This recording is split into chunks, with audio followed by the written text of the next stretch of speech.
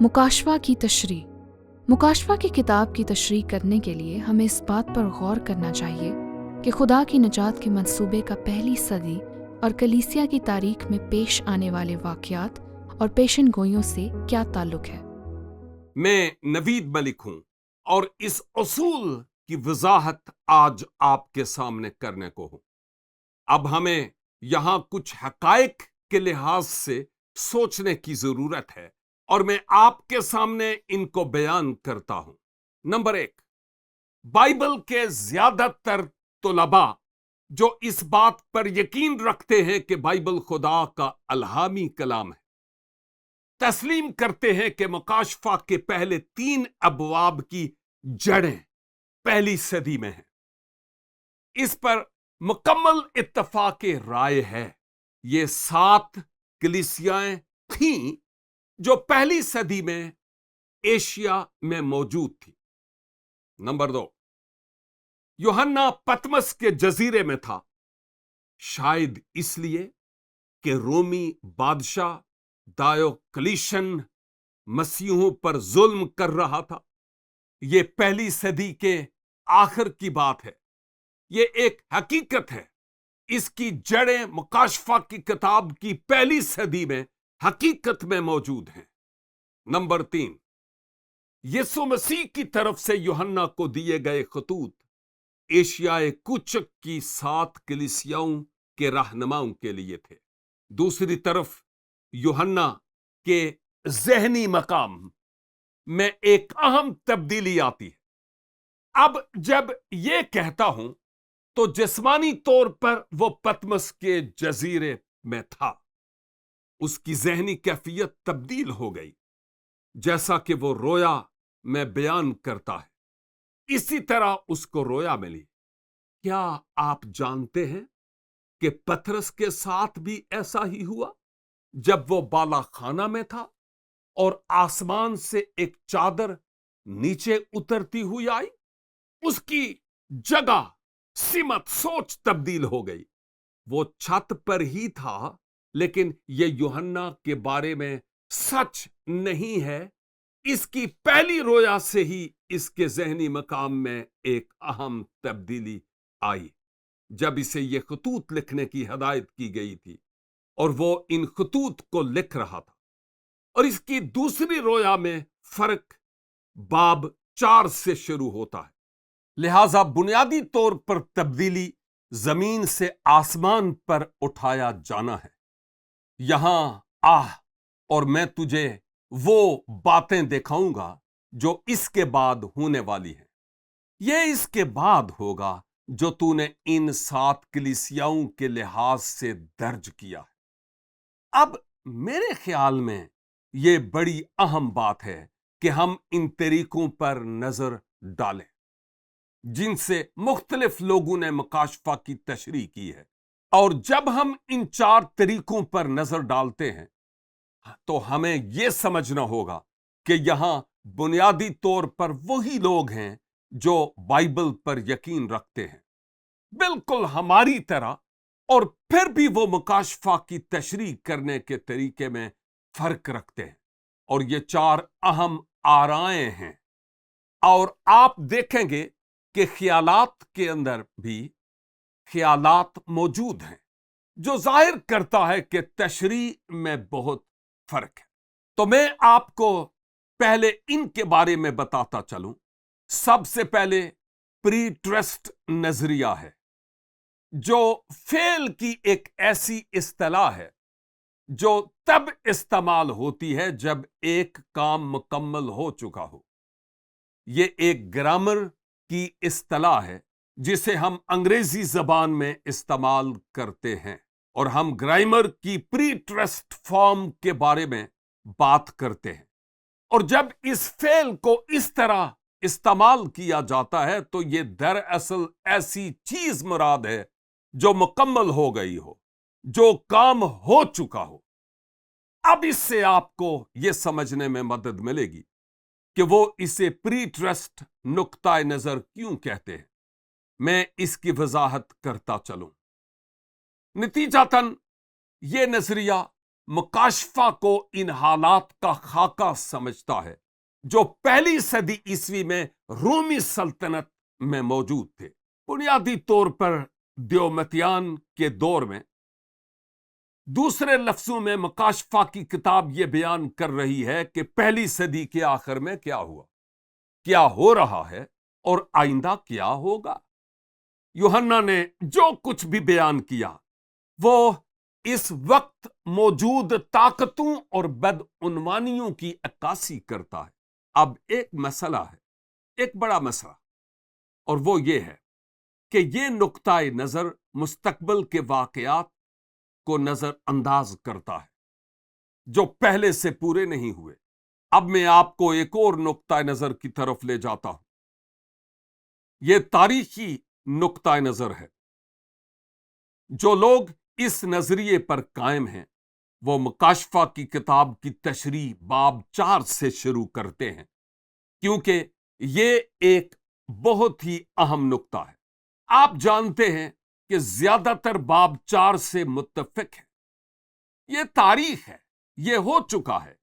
7 کلیسیاؤں کا یہی حال تھا، لیکن باب 4 کے آغاز میں ہی ایک تبدیلی نظر آتی ہے، ایک اہم تبدیلی۔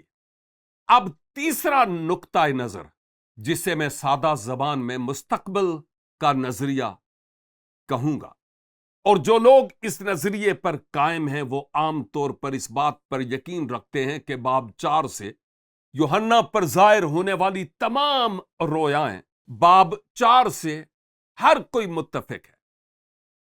آپ جانتے ہیں کہ پہلا باب، دوسرا باب اور تیسرا باب محض تاریخ تھی اور یہ ہو چکا ہے، لیکن باب 4 سے کتاب کے اختتام تک موجودہ تمام تر واقعات خداوند یسوع مسیح کی دوسری آمد سے پہلے اور بعد میں پورے کیے جائیں گے۔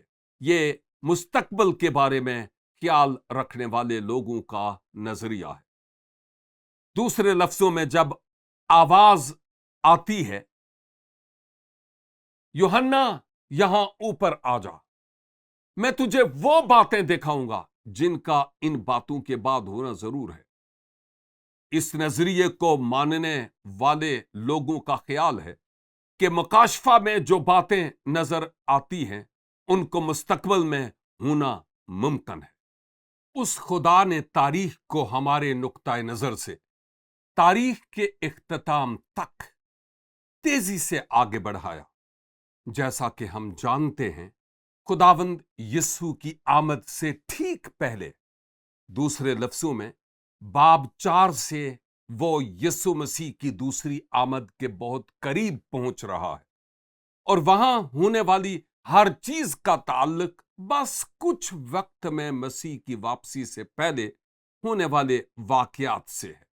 تو ہم اس مستقبل کے نقطۂ نظر پر کچھ دیر بعد واپس آئیں گے۔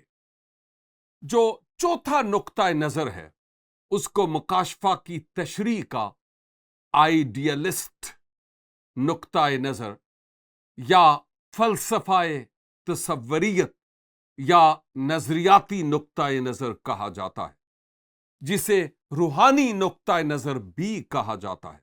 بالفاظ دیگر، آپ بنیادی طور پر ہر چیز کو روحانی بناتے ہیں جو اس نقطۂ نظر، روحانی پسندانہ نظریہ یا نظریاتی نقطۂ نظر کو اختیار کرتے ہیں۔ وہ پوری کتاب کو اچھائی اور برائی کے درمیان ایک تصادم کے طور پر دیکھتے ہیں جو پوری تاریخ میں برقرار رہتا ہے، لیکن کلیسیا کے دور میں ایک خاص اطلاق کے ساتھ۔ تو یہاں آپ کے پاس یہ 4 خیالات موجود ہیں۔ اب سوال صرف یہ ہے، کون سا نظریہ زیادہ درست لگتا ہے؟ میں آپ کو یہ مشاہدہ پیش کرتا ہوں، جب تمام عوامل پر غور کیا جاتا ہے تو ایسا لگتا ہے کہ جو مستقبل کا نقطۂ نظر ہے مکاشفہ کی کتاب کی تشریح کے لیے زیادہ مستقبل کا نقطۂ نظر ہے۔ میں مستقبل کے نقطۂ نظر کو ایک بار پھر بیان کرتا ہوں تاکہ یہ آپ کے سامنے رہے۔ جو لوگ اس نظریے پر قائم ہیں وہ عام طور پر یقین رکھتے ہیں کہ باب 4 آیت 1 سے کتاب کے اختتام تک یوحنا پر نازل ہونے والی رویا خداوند یسوع مسیح کی دوسری آمد سے پہلے اور اس کے بعد پوری ہوگی۔ مسیح کے آنے سے ٹھیک پہلے یعنی نسبتاً اس کی آمد سے مختصر وقت پہلے اور پھر اس کے بعد یعنی اس کے آنے کے بعد ہم اس صدی میں داخل ہو جائیں گے جسے 1000 سالہ بادشاہی کا دور کہا جاتا ہے، اور پھر آخر کار آخری دنوں میں جہاں ہمارے پاس نیا آسمان اور نئی زمین ہوگی۔ اب میرے خیال میں یہ نظریہ قدر زیادہ مستقل کیوں ہے؟ اور ظاہر ہے کہ میں وقت کے اس دور میں کہہ رہا ہوں۔ میرے خیال میں مکاشفہ کی تشریح کرنے کا یہ شاید بہترین طریقہ ہے، اور یہی وہ نقطۂ نظر ہوگا جو ہم باب 4 سے کتاب کے اختتام کی طرف بڑھتے ہوئے استعمال کریں گے۔ کون سا نظریہ زیادہ درست لگتا ہے؟ نمبر 1، یہ نقطۂ نظر یقینی طور پر پہلی صدی میں رومی سلطنت میں موجود ثقافتی عناصر پر غور کرتا ہے، زیر بحث لاتا ہے، جو پیشگی نقطۂ نظر میں پیش کیے جاتے ہیں۔ دوسرے لفظوں میں، جب بھی آپ کتاب کا مطالعہ کرتے ہیں تو آپ باب 4 سے آخر تک کے عناصر سے انکار نہیں کر سکتے، جو یقینی طور پر رومی سلطنت میں ہونے والے واقعات سے متعلق تھے، جیسے ایک خاص نشان یا ایک خاص مہر کے ذریعہ خریدنا اور فروخت کرنا، وہ چیزیں موجود تھیں۔ آپ ان چیزوں کو نظر انداز نہیں کر سکتے۔ فرات سے آگے مشرق کے بادشاہوں کا خوف تھا۔ یہ وہ چیزیں ہیں جو حقیقت میں تھیں، آپ اس سے انکار نہیں کر سکتے، اور اس نقطۂ نظر میں یقینی طور پر یہ سب شامل ہے، آپ اس سے انکار نہیں کر سکتے۔ نمبر 2، یہ تاریخ پر مبنی نقطۂ نظر میں بیان کردہ تاریخ کی سلسلہ واریت کو تسلیم کرتا ہے۔